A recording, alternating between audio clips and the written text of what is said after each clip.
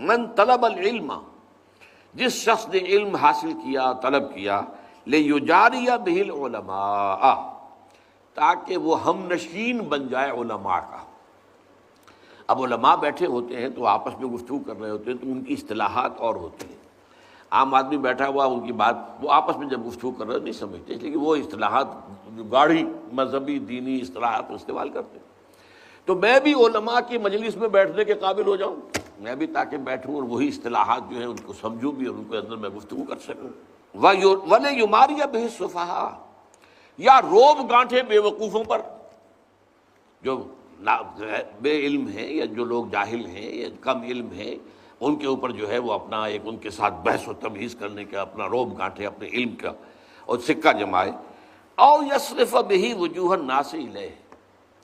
یا اس علم کے ذریعے سے لوگوں کی توجہ اپنی طرف منعطف کرا لے، اپنی لیڈری، اپنی چودراہٹ، اپنی سیادت، اپنی قیادت، اس کی طرف لوگوں کو متوجہ کرے اس علم کے ذریعے سے۔ ادخلہ اللہ النار، ایسے شخص کو اللہ تعالیٰ یقیناً آگ میں داخل کرے گا۔ تو یہ وارننگ، یہ اس اعتبار سے کہ جو نیت ہے وہ صحیح ہونی چاہیے، اس لیے کہ اکثر محدثین نے اپنے جو مجموعے مرتب کیے ان میں سب سے پہلے وہی حدیث لائے کہ جو حضرت عمر رضی اللہ تعالیٰ عنہ سے مروی ہے نیت کے بارے میں، انما الاعمال بالنیات، اعمال کا دار و مدار نیتوں پر ہے۔ نیکی کا کام کوئی بڑے سے بڑا ہو، نیت خراب ہے تو اللہ کے ہاں اس کا کوئی وزن نہیں، بلکہ وہ اللہ تعالیٰ کے ہاں شرک میں بھی شمار ہو سکتا ہے۔ جس نے دکھاوے کے لیے من صلی یرائی فقط اشرکا، ومن صام یرائی فقط اشرکا، ومن تصدق یرائی فقط اشرکا، جس نے دکھاوے کے لیے نماز پڑھی اس نے شرک کیا، جس نے دکھاوے کے لیے روزہ رکھا اس نے شرک کیا، جس نے دکھاوے کے لیے صدقہ خیرات کیا اس نے شرک کیا۔ تو اللہ تعالیٰ جو ہے انما الاعمال بالنیات،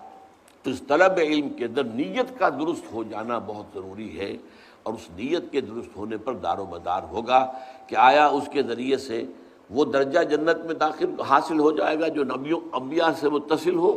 یا یہ کہ وہ دنیا کے اندر ذلیل و خوار اگر نہ بھی ہوا دنیا میں، چاہے وہ کتنا ہی باعزت رہا ہو، آخرت میں ذلیل و خوار ہو جائے گا اور جہنم میں جھونک دیا جائے گا۔